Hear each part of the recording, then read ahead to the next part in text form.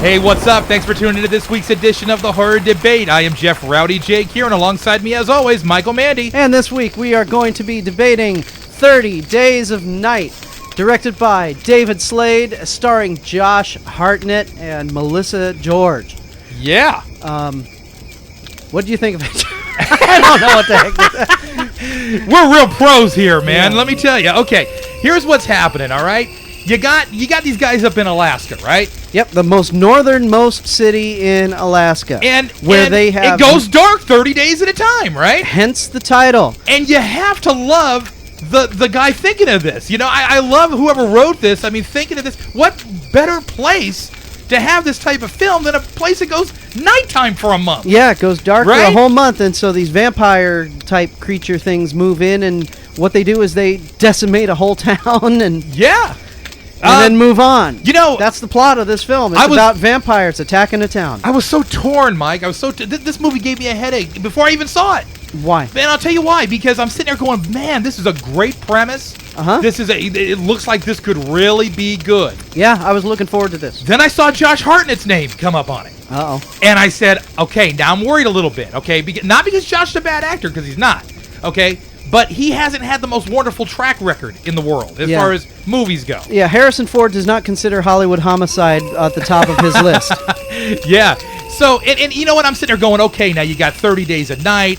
You got 40 Days and 40 Nights. Josh Hartnett was in that. Really? I'm like, well, okay, what are we going to do now? 50 nights and 50 dates? I mean, what's 50, going on here? 50, what was the Adam Sandler film, 50 New Dates? Or what? Yeah, exactly. Yeah, 50 first dates. Yeah.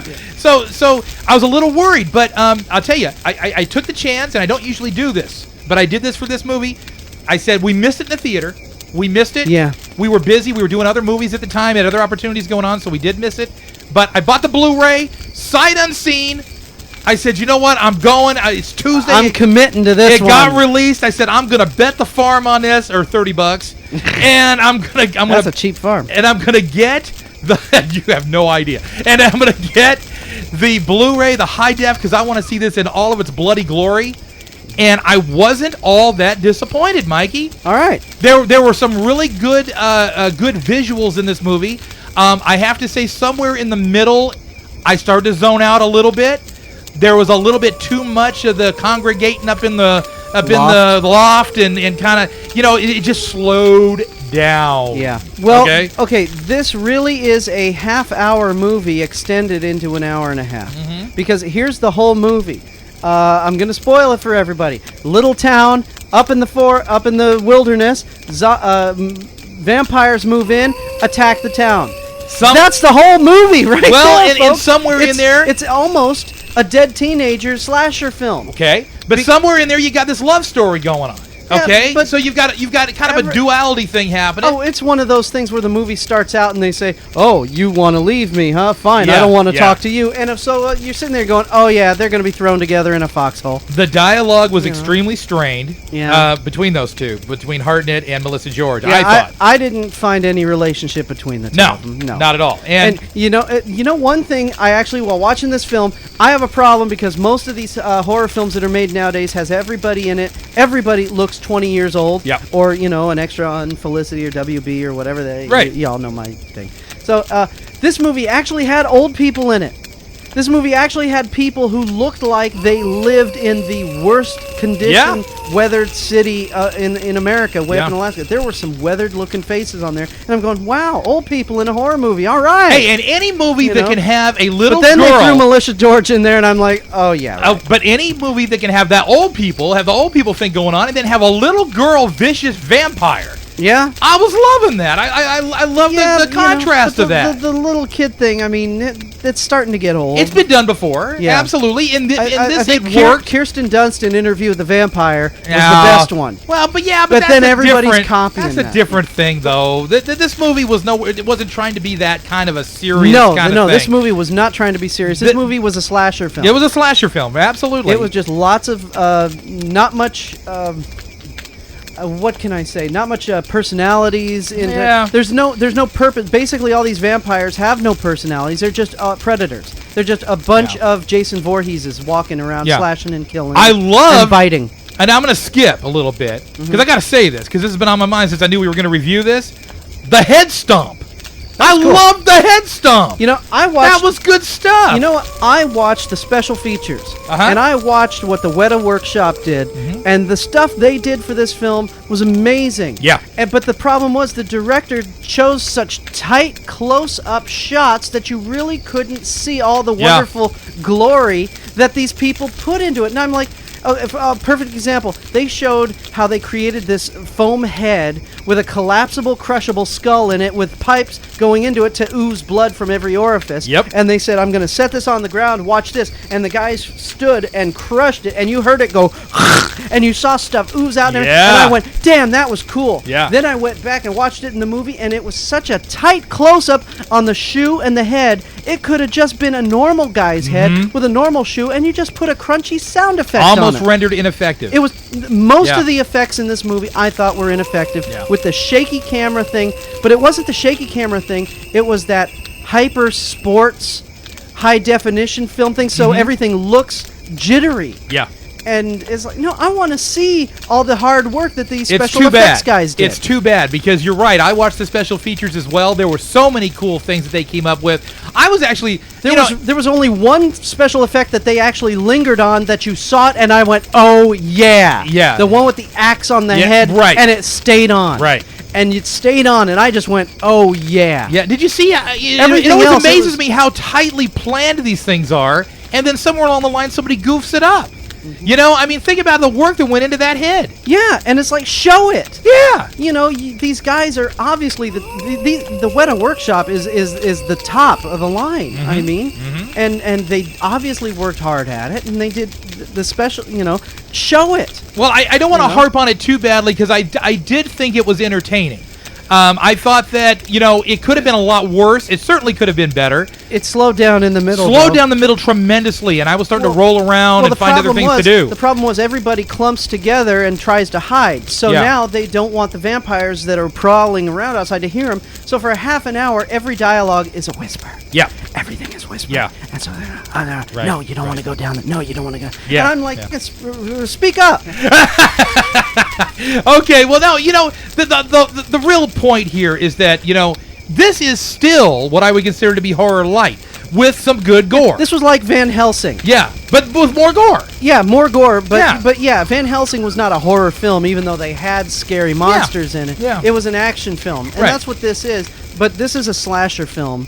Yep. But a very shallow slasher film. Yes. So I would say probably on par with Friday the 13th Part like 8. Well, no, I think I enjoyed this more than that. I just think that it set them up to knock them down. There were certainly some I mean, I'm not even going to talk about the plot holes because of course you're going to have plot holes in this sort of thing. And we're not going to talk about how this wanted to be The Thing by John Carpenter, you know, which was a much superior film. I thought of that as soon as I was not even 10 minutes into the film, but I was going, oh boy, here we go, The Thing remake, you know. But no, it stands on its own as an entertaining little film, but you know, it's nothing to write home about, Mike. Yeah, no, I think we were disappointed with this. Yeah, it had potential. It had a great premise and a great setup. You're more disappointed than I am. Yeah, you know, because I kind of knew going in. Like I said, I was gambling a little bit, you know. Yeah.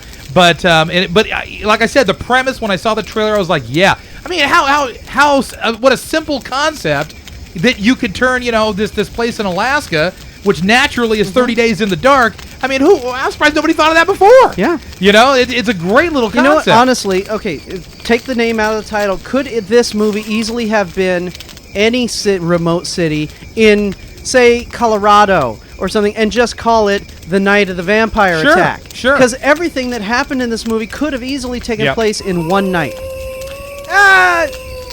Yes, but I think that knowing that you're in the dark for a period of time, okay, knowing that you've got more than a night is what I'm saying, that you've got, you know, 3 more days to survive or 4 more days to survive, and with what's going on and with these guys, you know, hunting you down, I think that adds some tension there. Yeah, I think that's why it works for me on that level, entertainment-wise, because, you know, I think even the Hartnett character says, I got one more night. We got one more night, you know, or towards the end.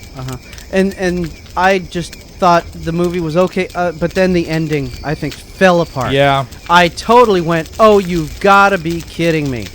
And then the end, the main guy's solution, I was like, why? You didn't need to do that. You just did that just so we can show the special effects. Right. And so we can have a nice, big, dramatic ending with a lot of big, fancy music. Right. Well, we're trying to not say what actually happens. If it sounds like we're being vague, we are, and that's for the reason that we don't want to spoil the film for you. Spoil this film. We want you to see it, but, Mike's right. The ending, the main character didn't have to do what he had to do. Yeah. So I'm going to tell you this. This is a 3-star film for me. I was entertained. The middle it totally flattened out. Started to come back about the 75 to 80% through the film mark, and then the end kind of blew it. Yeah. But I wasn't as disappointed as what I could have been. Solid effects. I mean, absolutely solid effects. Good extras on the disc too, even on the Blu-ray. Yeah. It's a nice little package. And you know what? See it. If it's not going to be your top pick of the week. But go, check it out. Rent it. Give it a go. You're either going to, fall asleep, or at the end you're going to be just kind of like maybe a little indifferent. What did you think of all the vampires looking like the Joker? You know what? I kind of liked their look, especially the bald dude. Okay. What was the one dude that looked just like, not Marilyn Manson, the lead singer from the Black Crowes? Oh, yeah. You know what I'm talking about? The one guy, he came walking Chris Robinson. Yeah, he came walking out all lanky and everything. I went, yeah. The Black Crowes dude. No, that kind of worked for me a little bit, Mike. I thought it made him look a little creepier. It accentuated the teeth, which were kind of like almost like shark teeth in a way, Yeah, they were shark teeth. Yeah. So that worked for me. Yeah, these aren't vampires like with fangs. These are like vampires with shark mouths. I think visually this film really did a good job. I think it's not weak in a lot of respects that way. Acting wise, I don't think it was so much the actor's fault as it was the dialogue that just kind of hit bottom. The lines that they were made to read just wasn't interesting in a lot of senses, So in other words, from the studio, the pre-production, this film could have used more script tightening up on the script, tightening up on the dialogue. But once they green-lighted it, they handed it off to the best people to do it. Mm-hmm. Some of the scenes in the snow kind of looked fake. You could tell they were on a set. Well, yeah. It looked like that foam stucco stuff you put on the ceiling. Well, they said they built like this town. They pretty much built. Some of the scenes you could tell were real on a set, but I guess maybe it must have been the reshoots. I don't where know. the snow looked like that. If I remember right, the director was saying, they literally had to build that town from scratch, and that's probably why it looked like that way to you. In high def, when you're watching something in high def, you're going to see seams that you may not, see in standard definition. And I'm watching on this huge screen in high def, and I didn't really notice all that much seam. I thought it looked pretty good. All right. Yeah, it may have been a little phony as far as the snow goes, but you know what? I wasn't looking at that. Like I said, it wasn't all the snow, just like a few of the scenes where they're running, and all of a sudden I'm sitting there going, that doesn't look like snow. Nah, I wasn't looking at that. I was trying to love this story. I was trying to, because the premise was so good. Like I said, from the outset, the premise was so good. And I just feel like maybe, I wasn't all that disappointed, but maybe it just fell a little short of the mark. One thing that disappointed me was Melissa George put her in a movie and cover her up with as many clothes as possible. That's a mistake. That's a Mike line there. There you go. She's pretty cute, man. All right. How are we going then? 3 stars. Simply put, it was a little flat. I dug the makeup. I dug the head stomp. I dug the effects in general. In high def, this is a showpiece to show off your equipment. Good contrast. The blacks are black. The light stuff is all nice and bright. I mean, I couldn't complain. The only thing that I could complain about is that somewhere in the middle of the movie, it lost me. Yeah. I lost interest in what I was doing, and you can always tell me when I lose interest because I'm going to grab something else. Yeah. Okay, I'm going to be on that laptop in the middle of the movie, or I'm going to whip out the PSP. I've seen you pull out the game. Yeah, you know what I'm saying? I mean, you can always tell when I'm a little bored, but... you can always tell I am, because I do that. Yep, and I'm always looking over at Mike going, stay up, baby, stay awake, man, stay awake, man. So anyway, 3 stars, man. It's too bad. I wanted to do more. Yeah, I wanted it too. I'm going to give it 2 stars, mainly because of the Weta Workshop. Yeah. All right, I'm Michael Mandy. He's Rowdy. Jeff, we'll talk to you next time.